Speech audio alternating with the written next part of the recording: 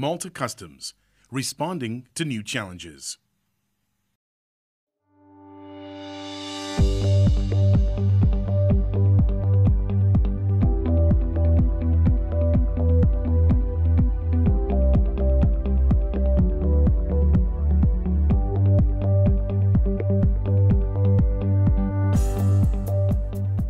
During the recent past, the Customs Department has outlined its business strategy, gearing up for the challenges it anticipates in the immediate and longer term.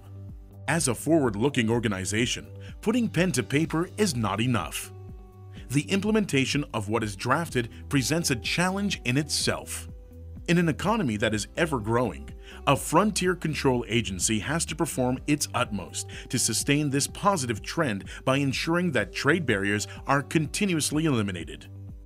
As a frontier control agency, the Customs Department must also ensure that all necessary measures are taken to curb any illicit cross-border activity that can be detrimental to any country's economic growth and its citizens.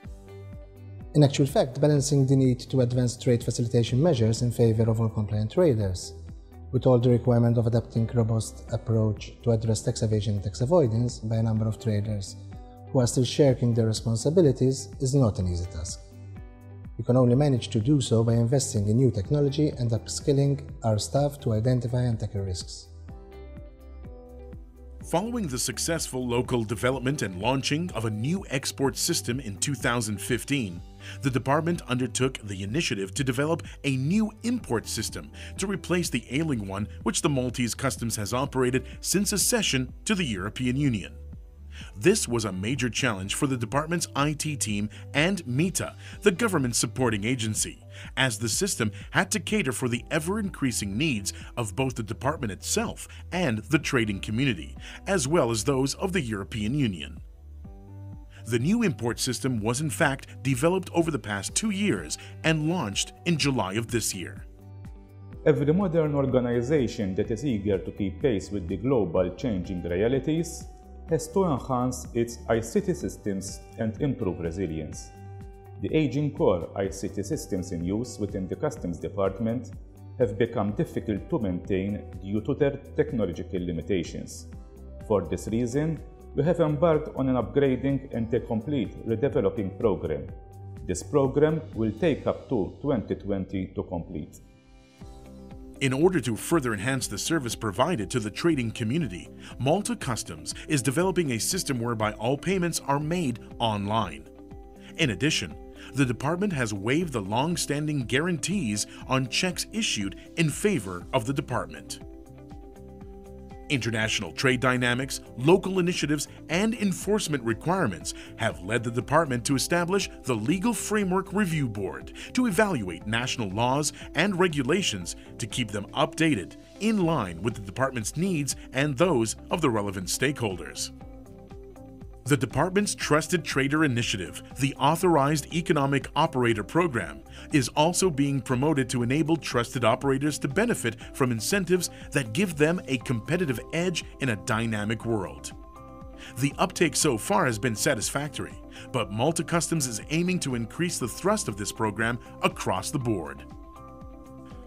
These initiatives fall in line with central government's policy of continuously reducing bureaucracy to spur the economy. They have also led to a better efficiency in revenue collection and smoothened the goods release process by the department.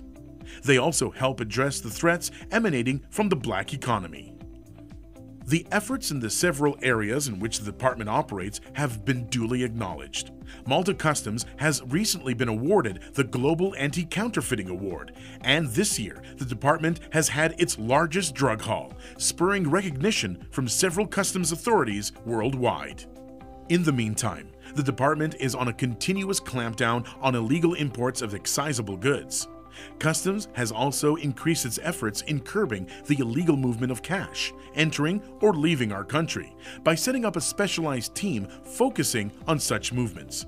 Though still in its infancy, results so far have been encouraging. Last year, the Excise Directorate noticed that the set targets of revenue collection from petroleum products and cigarettes were not being delivered. Therefore, we are addressing both of them through a rigorous crackdown of the misuse of rebated fuel and illegal imports of cigarettes.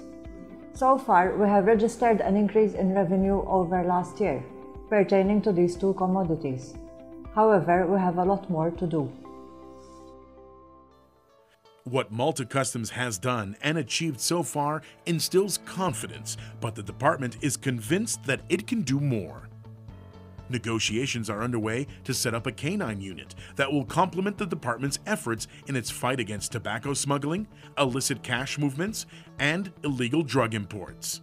And, molded by this year's record drug haul and the catalytic role that the current equipment played in identifying the concealment of the illicit substance, Malta Customs has invested in a new container scanner of the latest generation to boost its efforts in the global fight against all forms of contraband. For these two important projects, Malta has achieved to obtain substantial co-financing from the European Union. We need to constantly enhance our ability to identify risk, detect non-compliance, and carry out effective enforcement measures. In this vein, we are significantly investing in our enforcement capabilities through sophisticated methodologies.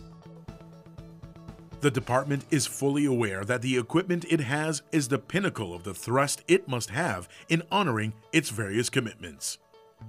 The basis of all these efforts and initiatives lies on the department's valued human resources. Malta Customs aims to continue to develop its human resources capacity to meet the gearing of the department's efforts. This involves embarking in training and development of its human resources to address new trends and threats that emanate from the dynamic environment Customs works in. This scenario will also involve initiatives that will see the department going back to its roots to strengthen the basics of what the Customs Department really stands for. No matter how much we invest in equipment, our greatest assets remain our human resources. The professional development of the entire workforce is an essential element in our capacity building program. The department will embark on an intensive training and redevelopment program to strengthen our workforce's skills to reach our future objectives. Malta's Customs Department has a multitude of challenges ahead. Indeed, it is responding to these challenges boldly and audaciously.